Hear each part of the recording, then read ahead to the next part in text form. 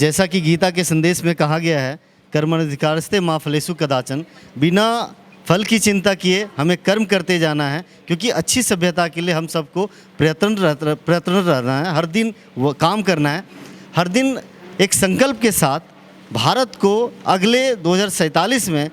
विकसित विश्व गुरु भारत के निर्माण के लिए हम सबको कृत संकल्पित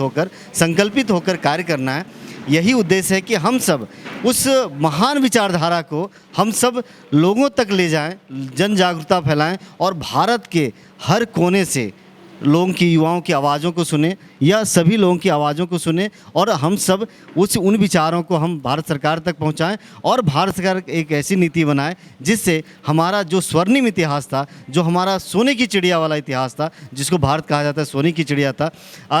मुगल काल से पहले विश्व की सबसे बड़ी अर्थव्यवस्था थी, तो उस भारत को जो कभी बहुत ग्लोरियस पास्ट रहा है, इसका जो सोने की चिड़िया कहलाता था, जो विश्व में विश्व गुरु कहलाता था अपने बौद्धिकता के कारण, अपने वैज्ञानिकता के कारण, अपने अनुसंधान के कारण, उस भारत को पुनः bring back the glorious past of India. We are trying to work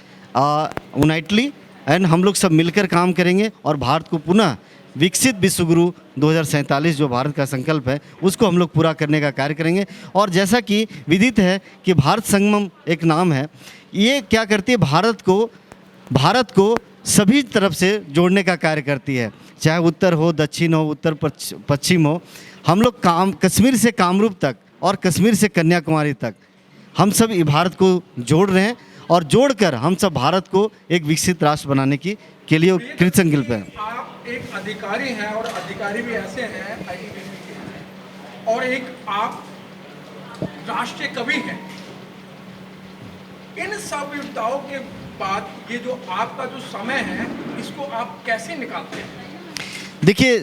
जब राष्ट्र की चिंता होती है, जब राष्ट्र के प्रति आपका समर्पण होता है, जब राष्ट्र के प्रति आपकी रुचि होती है, तो स्वयं शब्द निकलता है, स्वयं उसके लिए समय निकलता है। हम सब उसी के लिए प्रयासरत हैं, कार्यरत हैं, और हम सब कार्य कर रहे हैं। सर, विकसित देश बनाने के लिए जो आवाम है उसको क्या संदेश देना चाहते हैं? जी, विकसित